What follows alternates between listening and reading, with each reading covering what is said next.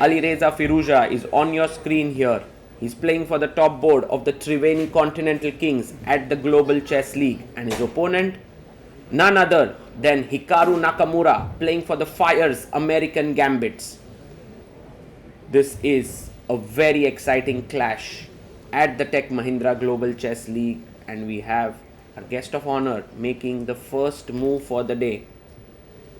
And Firouzja has been absolutely amazing at this event. He's already beaten Fabiano Caruana, he's already beaten Gukesh, and he now takes on Hikaru. Meanwhile, Hikaru did have a draw with Gukesh and then managed to beat MVL.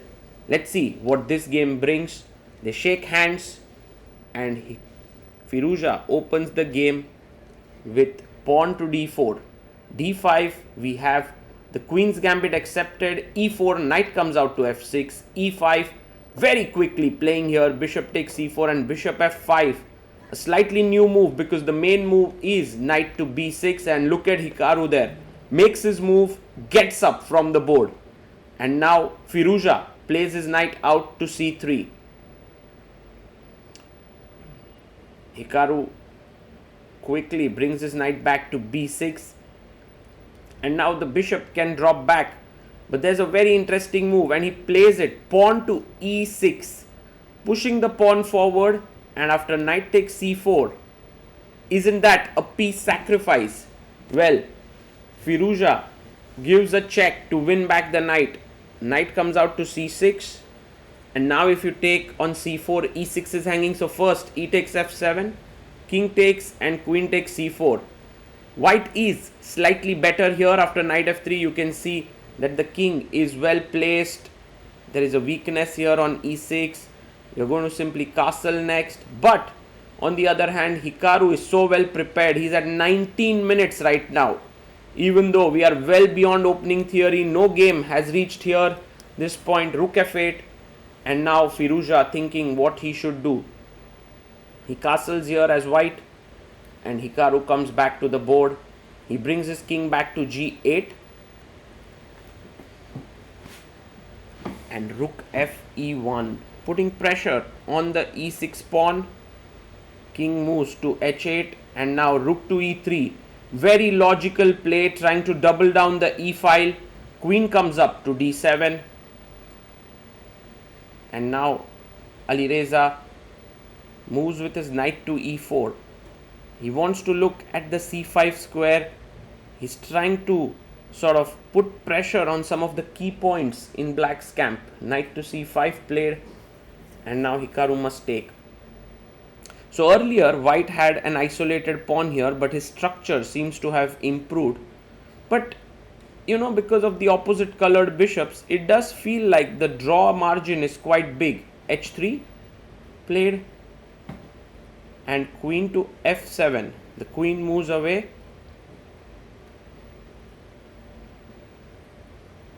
And now maybe there is a way to put pressure here. Queen b5 would be a very nice move, putting pressure here. But he goes rook a e1. He brings his rook on e1. And Hikaru can now play on the light squares. He can bring his rook to d5. Seems like a logical move. Yes, he plays it.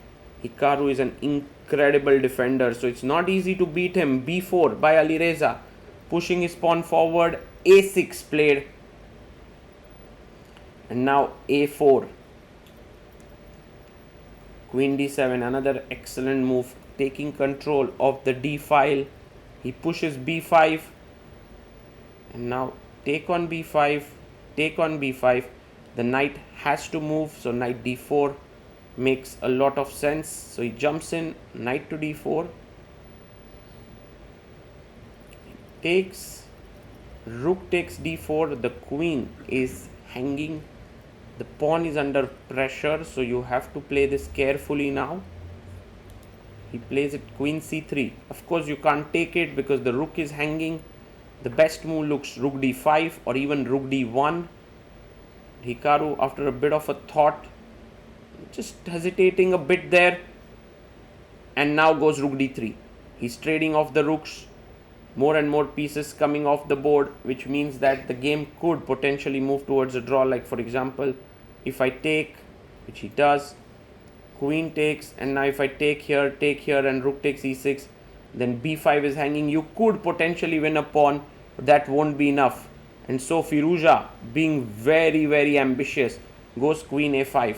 And he knows that his game is critical for his team to do well.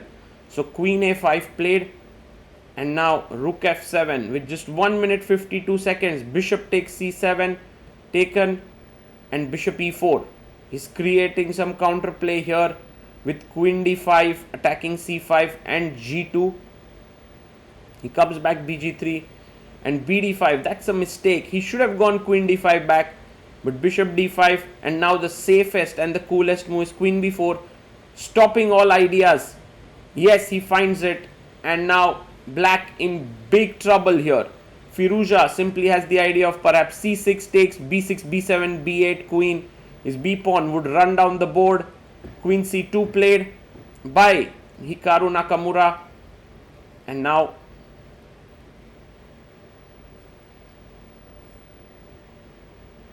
one of the most amazing moves here is to simplify the position, and he finds it. Queen b1 on the board. If you take rook takes b1, Alireza is better and close to complete domination in the position.